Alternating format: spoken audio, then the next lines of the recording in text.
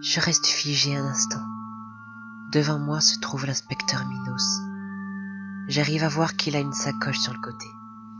Il ne dit rien. Il s'abaisse et m'aide à ramasser mes affaires. Mais je vois ses yeux s'attarder sur le dossier qui s'y trouvait.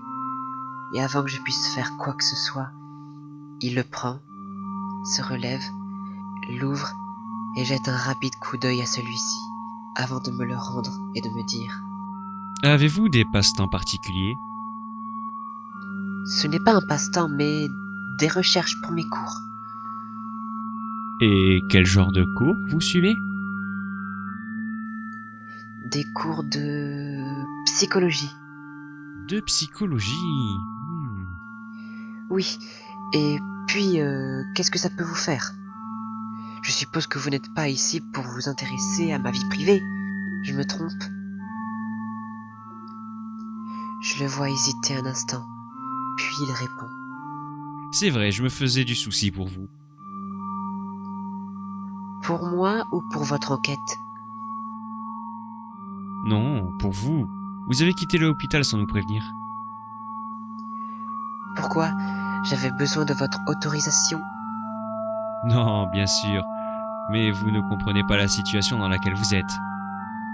Oh que si, je sais très bien dans quelle situation je suis, mon gars. Pourquoi ? Vous oui ? Exactement. Je sais que je me répète, mais Rose Noire est très dangereux. Oh, vous n'avez pas idée. Et c'est pour ça que vous êtes là ? Pour savoir si j'étais toujours en vie ? Oui, mais pas que.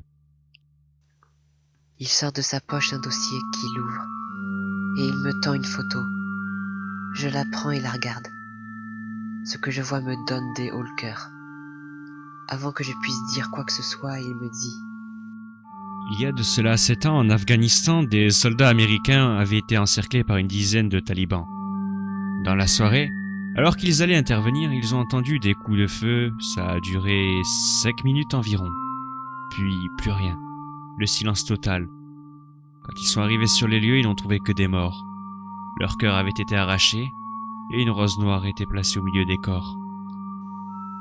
Il me reprend la photo et en sort une autre.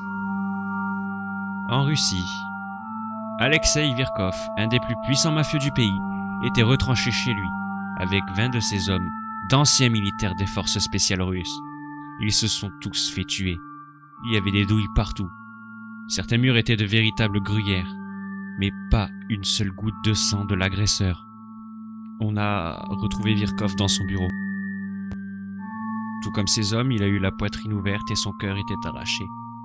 Et une rose noire dans la bouche. La police a retrouvé une femme en vie. Quand ils l'ont interrogée, elle n'arrêtait pas de dire que la mort était venue les chercher et prendre leur cœur pour juger leurs âmes. 2 jours plus tard, elle a été retrouvée morte, une rose noire posée à côté de son cadavre. Il reprend de nouveau la photo, mais je vois ses mains trembler quand il sort la 3e photo, et son ton est plus fort. En Allemagne, les frères Otto, petit surnom car ils étaient réputés pour les accidents qu'ils faisaient lors de leur fuite après chaque braquage, avaient l'habitude de fêter leur victoire en boîte. Il leur est tombé dessus littéralement, vu qu'il est passé par le plafond. Il a tué les frères Otto, leurs 2 complices, et toutes les personnes qui se trouvaient en boîte cette nuit-là. Certains avaient à peine 18 ans. Ok, j'ai compris. Il est dangereux, arrêtez de m'agiter ces horreurs sous le nez. D'ailleurs, vous voulez me montrer quoi avec ça ? Je veux juste que vous compreniez que vous n'êtes pas en sécurité si on ne vous protège pas. Cette personne n'est pas humaine. Ça aussi, je n'avais pas idée à quel point. C'est un monstre qui n'a aucune émotion et qui tue coupable comme innocent, juste parce qu'ils ont eu le malheur de le croiser. Je veux l'arrêter, je veux le juger, et le mettre dans une prison, y jeter la clé, et le voir pourrir pour ne plus jamais entendre parler de lui. Même au prix de ma vie? Parce que vous croyez vraiment que 3 policiers placés en bas de mon immeuble vont faire quelque chose contre lui? Je sais que des hommes plus doués qu'eux et plus nombreux ne l'ont pas arrêté. Surtout quand je sais qu'il est capable de grimper au mur et au plafond. Alors non, oubliez-moi, vous n'êtes pas capable de me protéger, ni vous, ni personne. Et sans qu'il puisse répondre quoi que ce soit, je rentre dans mon immeuble et me précipite chez moi, et ferme la porte à clé. Je m'assois un moment pour prendre mon souffle, et surtout me remettre de la soirée que j'ai eue, ou plutôt des derniers événements qui se sont passés dans ma vie. Mes yeux s'attardent sur mon poignet, et je regarde la marque qui s'y trouve. Je ne me fais pas d'illusions. Je sais ce qu'il est. Et ce que m'a montré l'inspecteur Minos me le confirme. Et surtout, comment il me traite.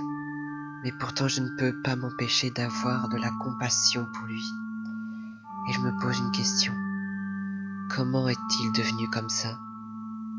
Comment et pourquoi? A-t-il renié son humanité pour devenir ce monstre rempli de haine et de rancœur envers nous, qu'il considère au mieux comme négligeable, au pire comme de la nourriture?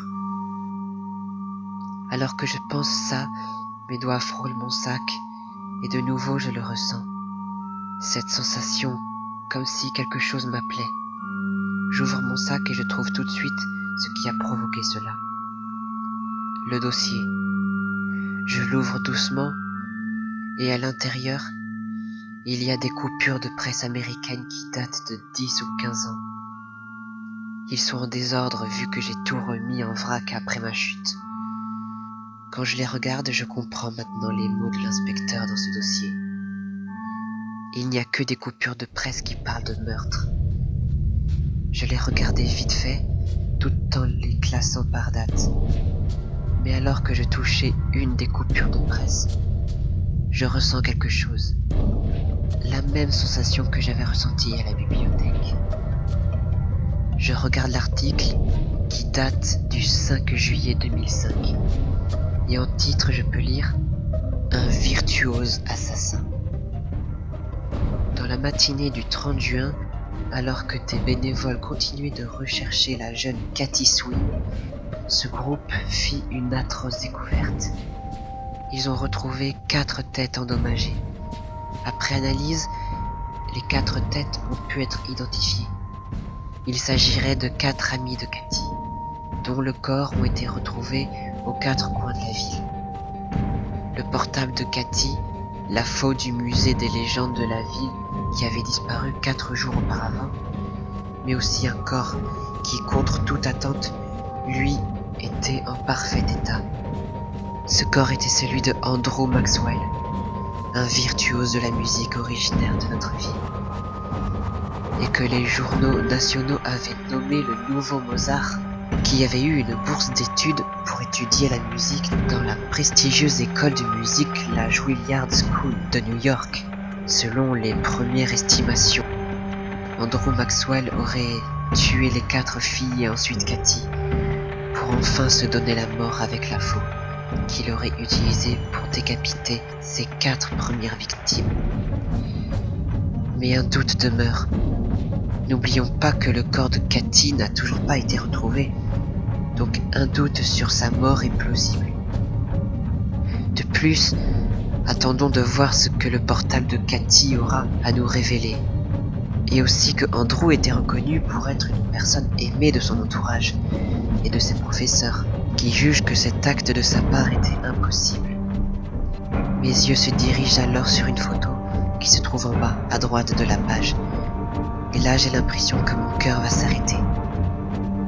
Je reconnais ce visage.